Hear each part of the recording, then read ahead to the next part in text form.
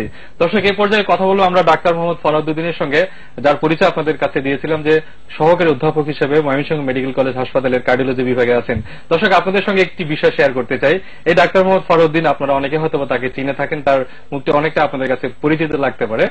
চিকিৎসা বিজ্ঞান আপনারা জানেন যে খুব কঠিন একটি বিষয়। এই বিষয়টিকে খুব সহজবোধ্যভাবে আপনাদের সামনে উপস্থাপন করে বেশ জনপ্রিয়তা ইতিমধ্যে তিনি অর্জন করেছেন। আমি তো অবশ্যই তাকে আমার গুরু হিসাবেই মানি। দর্শক, আমরা এখন তার সঙ্গে কথা বলবো।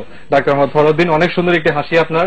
যারা দর্শক কষ্টে আছেন, বুকে ব্যথা, এই বুকে ব্যথার সাথে হৃদরোগের কি সম্পর্ক সেটি আপনার কাছ থেকে একটু তারা হয়তো শুনতে চাচ্ছে। প্রথমে মাই টিভির দর্শকদের এবং ডাক্তার সাকলাইন আপনাকে অনেক ধন্যবাদ জানাচ্ছি যে সবসময় অনুষ্ঠানে আমি উপস্থাপক হিসেবে আসি। এটা আমার একটা রেয়ার অপরচুনিটি যে এখানে আমি আজকে বিশেষজ্ঞ হিসেবে এসেছি, হৃদরোগ বিশেষজ্ঞ হিসেবে।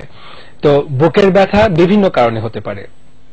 আমাদের বুকের মধ্যে বেশ কয়েকটি অঙ্গ রয়েছে। আমি যদি একদম উপর থেকে আসি, যে স্কিন, তারপর রয়েছে হাড় রয়েছে, ওখানে বুকের পাঁজরের হাড়, মাংসপেশি রয়েছে, ফুসফুস রয়েছে এবং তারপর দুটি ফুসফুসের মাঝখানে হার্ট রয়েছে।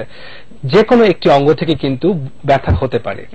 তবে হার্টের যে ব্যথা, যেটি বেশিরভাগ কারণই হচ্ছে ইসকেমিক হার্ট ডিজিজ, অর্থাৎ হার্টের রক্তনালীগুলোর থেকে উৎপন্ন হয় যে ব্যথাটা, তার কিছু নির্দিষ্ট ধরন আছে, যেগুলোকে আমরা আমাদের বৈজ্ঞানিক ভাষায় বলি যে স্টেবল অ্যানজাইনা, আনস্টেবল অ্যানজাইনা কিংবা মায়োকার্ডিয়াল ইনফার্কশন, যেটি সরাসরি বাংলা নাম হচ্ছে হার্ট অ্যাটাক।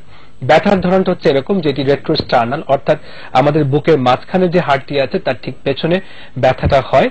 ব্যথাটা স্টেবল অ্যানজাইনার বেলায় হয় যখন হাঁটবে একজন লোক, তখন তার ব্যথা হবে, এবং যখন উনি বসে পড়বেন বা বিশ্রাম নেবেন তখন তার ব্যথাটা কমে আসবে। প্রাথমিকভাবে এইভাবে ব্যথাটা শুরু হয়, পরবর্তীতে দেখা যায় যে শোয়া বসা অবস্থায় তার ব্যথা হচ্ছে।